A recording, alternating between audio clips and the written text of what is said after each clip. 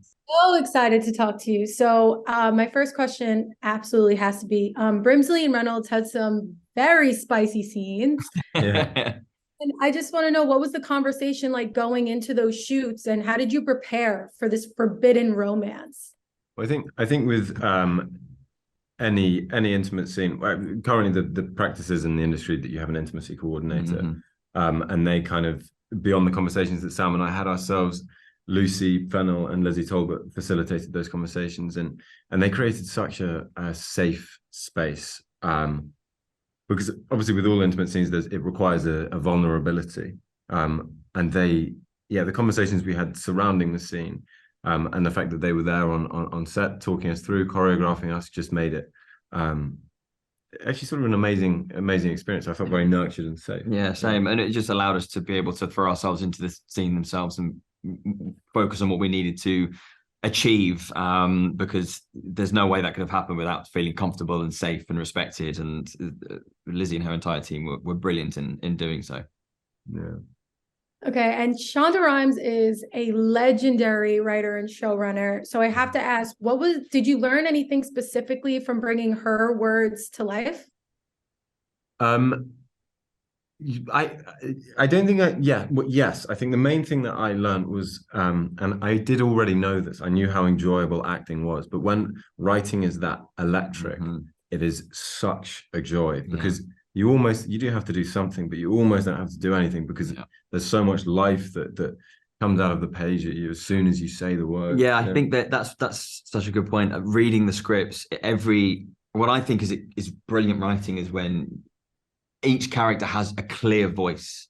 And if I can hear that very clear voice when I'm reading the script, I'm always like, well, this is very, very special. And that's absolutely the experience I had reading episode 1 and 2 for the first time. Yeah. Bridgerton is a huge guilty pleasure for so many. I would love to know, what are your guilty pleasure TV shows? Oh, you go first. My guilty pleasure TV show. I'm a massive foodie, so I actually quite listen. There's a TV show in the UK on a Saturday morning called Saturday Morning Kitchen Live, and they have celebrity guests come on and they do their food heaven and their food hell, and the people cook for an hour and a half, and I quite like watching that with a cup of tea. Yeah.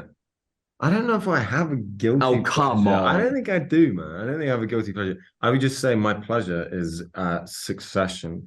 I thought you were about to say Success.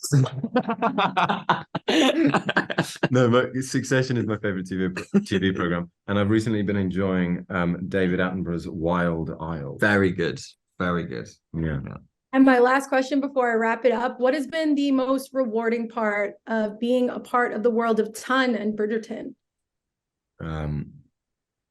Well, I think as for me, Freddie, it's just been the amount that I've learned over the last year. I came in. I'm still very very green as an actor, and still kind of trying to find my feet slightly. But I have just grown so much in this last year because of the guidance of everyone that I worked with, because of friends, because of I mean, I feel the same, and I think also if this show deals with such universal themes that all of us experience on a day-to-day basis. You know, it's character driven, this story, and these characters are full of so much humanity, and we can all see so much of ourselves within these characters. And I feel like I've learned a lot about myself throughout shooting this show. And again, that's down to Shonda's brilliant creation.